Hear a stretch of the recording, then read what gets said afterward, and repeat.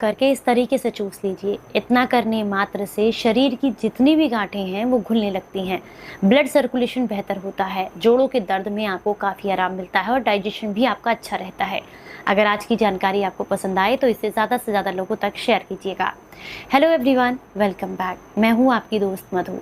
आज हम आपको बताने वाले हैं कुछ एक ऐसा नुस्खा जिसे आप बहुत आसानी से घर पर बनाकर तैयार कर सकते हैं। इसमें इस्तेमाल होने वाली सारी चीज़ें आपको किसी भी आयुर्वेदिक स्टोर या फिर ऑनलाइन स्टोर से आसानी से मिल जाएंगी। तो चलिए आपको बताते हैं कि इस नुस्खे को आपने कैसे बनाना है। सबसे पहली चीज़ जो आपको चाहिए वो है सिरस के बीज। सिरस के बीज एक आयुर्वेदिक जड़ी बूटी है जो कि बहुत आसानी से आपको किसी भी आयुर्वेदिक स्टोर या ऑनलाइन स्टोर पर मिल जाएगी। ये आपको 100 ग्राम की मात्रा में लेनी है। ये शरीर की जितनी भी गांठें होती हैं उनको घुलने का काम करती है। दूसरी जो चीज़ आपको इस्तेमाल करनी है वो है राई।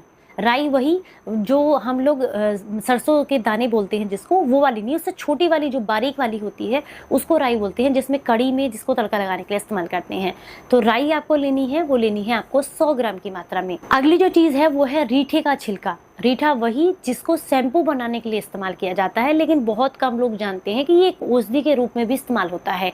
रीठे का बीज नहीं लेना है, रीठे का छिलका आपको इस्तेमाल करना है और इसे भी आपको 100 ग्राम की मात्रा में लेना है।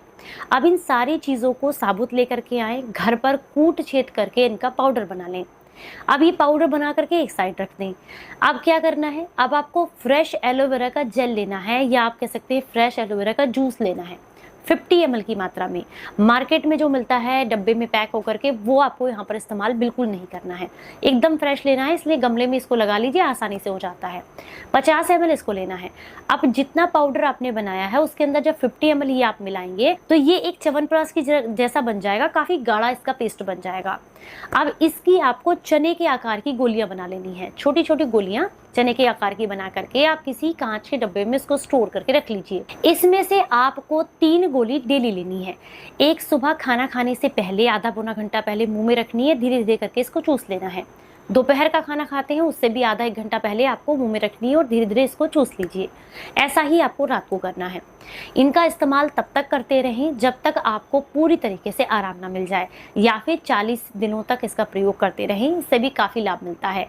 अगर आप इसका इस्तेमाल इस तरीके से करते हैं और साथ में प्राण मुद्रा का अभ्यास आपको करना है। प्राण मुद्रा लगाना बेहद आसान है। अपनी ये जो लास्ट वाली उंगलियां हैं, यानी कि 2 उंगलियां लास्ट वाली और पहला अंगूठा, इसको आपस में मिलाना इस तरीके से और बाकी की 2 उंगलियां आपकी सीधी रहेंगी। इसका अभ्यास सुबह खाली पेट या फिर खाना खाए हुए आपको लगभग 3 घंटे हो गए हैं उसके बाद आपको करना है। ये शरीर में ऑक्सीजन की मात्रा को बढ़ाती है, प्राण वायु का संचार अच्छा होता है, जिसकी वजह से आपके शरीर की गांठें घुलने लगती हैं।